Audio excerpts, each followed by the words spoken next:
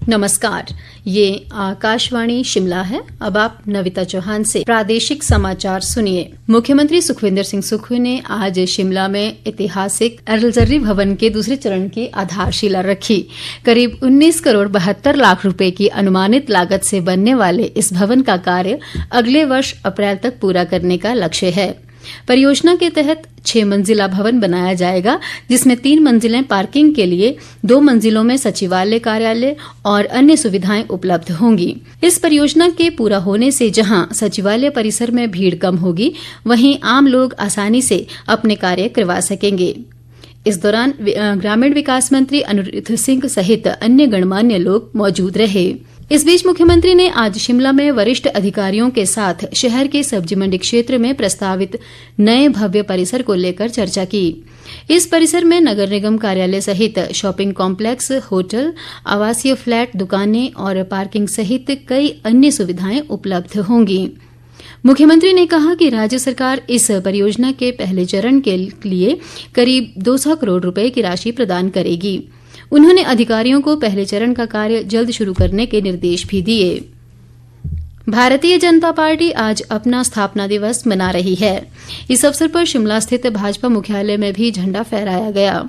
इस दौरान भाजपा के संस्थापक डॉ श्यामा प्रसाद मुखर्जी और पंडित दीनदयाल उपाध्याय को पुष्पांजलि भी अर्पित की गई।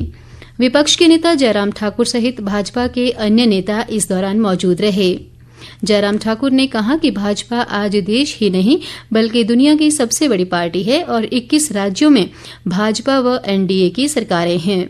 उन्होंने कहा कि केंद्र में करीब 60 साल के संघर्ष के बाद तीसरी बार भाजपा की सरकार बनी है, जो पार्टी के लिए गौरव की बात है। ऐसे में पार्टी की नींव रखने वाले नेताओं की कुर्बानियों को आज याद और नमन किया जा रहा है। प्रधानमंत्री नरेंद्र मोदी और भाजपा अध्यक्ष जगत प्रकाश नड्डा ने पार्टी के 45वें स्थापना दिवस पर कार्यकर्ताओं को बधाई दी है। एक सोशल मीडिया पोस्ट में प्रधानमंत्री ने पार्टी कार्यकर्ताओं को उनके कड़े परिश्रम, संघर्ष और पार्टी को खड़ा करने के लिए किए गए त्याग के लिए धन्यवाद दिया। विपक्ष के नेता जयराम ठाकुर ने बसों के न्यूनतम किराए को दोगुना करने के सरकार के फैसले की निंदा करते हुए इसे जनविरोधी कदम बताया है। उन्होंने कहा कि किराए में वृद्धि करने से गरीब और मध्यम वर्ग पर बोझ पड़ेगा। जयराम ठाकुर ने कहा कि कांग्रेस सरकार अपनी 10 गारंटियों को भूलकर लगातार जनविरोधी निर्णय ले रही है, जिससे जनता त्रस्त हो चुकी है।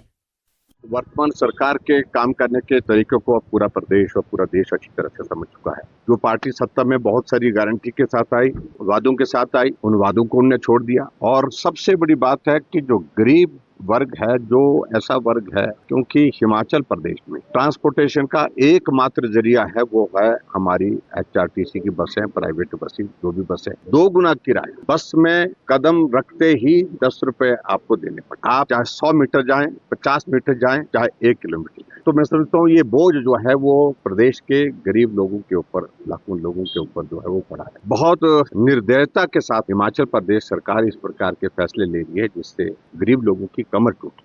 राष्ट्रपति द्रौपदी मुर्मू ने वक्फ संशोधन विधेयक को स्वीकृति दे दी है। इसके साथ ही यह विधेयक अब कानून बन गया है।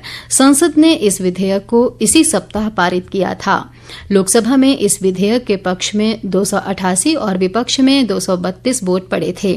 राज्यसभा में 128 सदस्यों ने इसके पक्ष में और 95 ने विरोध में मतदान किया था।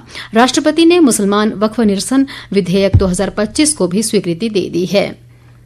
कुल्लू जिले के एक प्रतिनिधिमंडल ने शिमला में मुख्यमंत्री से भेंट की।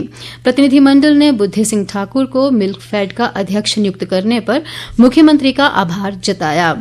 मुख्यमंत्री ने कहा कि राज्य सरकार ग्रामीण अर्थव्यवस्था को सुदृढ़ करने के लिए दृढ़ प्रयास कर रही है, जिसमें मिल्कफेड अहम भूमिका निभा रहा है। उन्होंने कहा कि राज्य की 90% आबादी ग्रामीण क्षेत्रों में रहती है और सरकार उनके जीवन को बेहतर बनाने के लिए प्रतिबद्धता से कार्य कर रही है। देश भर में आज रामनवमी धार्मिक उत्साह और उमंग के साथ मनाई गई। ये त्योहार भगवान विष्णु के 7वें अवतार भगवान राम के अवतरण का प्रतीक है। इसी के साथ ये समाचार बुलेटिन समाप्त हुआ। हमारा अगला बुलेटिन आप सुन सकते हैं शाम 7:45 पर।